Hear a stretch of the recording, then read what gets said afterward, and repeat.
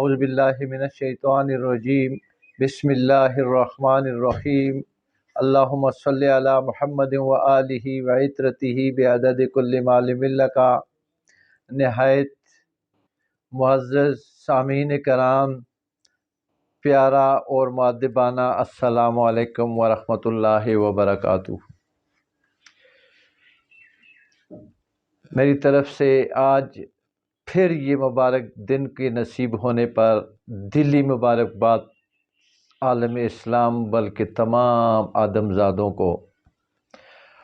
اور یہ وہی دن ہے جس دن یہ دنیا سجی، یہ وہی دن ہے جس دن دنیا مٹے گی، یہ وہی دن ہے جب پھر یہ دنیا زندہ ہو جائے گی، اور یہ وہی دن ہے جس کو حساب کتاب کا دن، جس کو نتیجے کا دن کہا جاتا ہے۔ تو سامعین کرام، اللہ کا فرمان صاحب قرآن صلی اللہ علیہ وسلم کے ذریعے ہم تک پہنچا، اور اسلامی قاعدے، اسلامی اصول، ہدایات مرتب فرمائی اللہ تعالیٰ نے۔ تو آپ صلی اللہ علیہ وسلم کے بعد صحابہ کرام اور تابعین، تبع تابعین، اور اس کے بعد آج بھی دنیا میں اللہ کے پیارے بندے، اللہ کے دوست فرائض اپنے انجام دے رہے ہیں اور اپنے رب کے دین کی پرچار کر رہے ہیں، حق بات بتا رہے ہیں۔ تو آج ایک سلسلہ شروع کرتے ہیں حکایات کا۔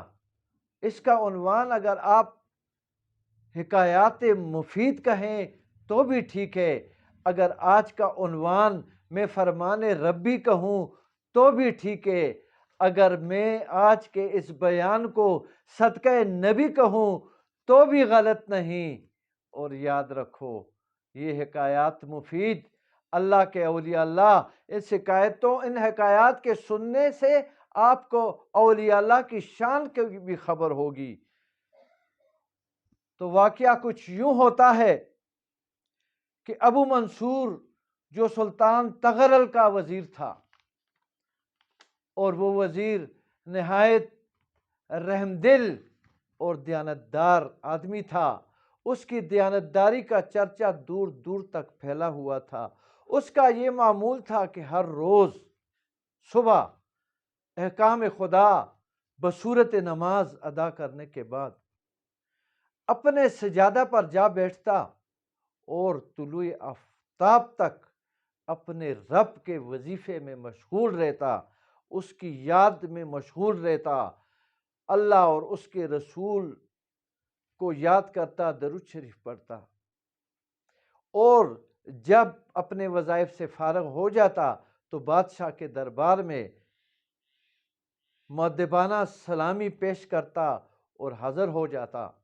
ایک دن یوں ہوتا ہے کہ بادشاہ کو ضرورت پڑتی ہے، اور بادشاہ کو ایک مہم پیش آتی ہے، اور مہم کے مسئلے کے حل کے لیے بادشاہ اپنے غلام کو بھیجتا ہے اور کہتا ہے کہ وزیر کو کہو فوراً شہنشاہی دربار میں حاضر ہو جائے۔ خدا کا کرنا ایسا ہوتا ہے کہ جب یہ غلام جاتا ہے تو وہ فقیر، وہ اللہ کا پیارا، وہ ابو منصور رحمۃ اللہ علیہ اپنے سجادہ پر مصروف عبادت میں مشغول ہیں، اور غلام جب آتا ہے تو اس کی طرف دھیان بھی نہیں کرتا، رخ بھی نہیں پھیرتا، اور اپنی عبادت میں مشغول۔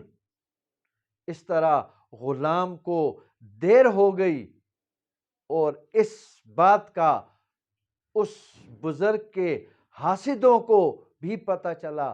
انہوں نے فوراً بادشاہ کو کہا کہ بادشاہ سلامت، شاہی فرمان کی بھی پرواہ نہیں کی اس نے۔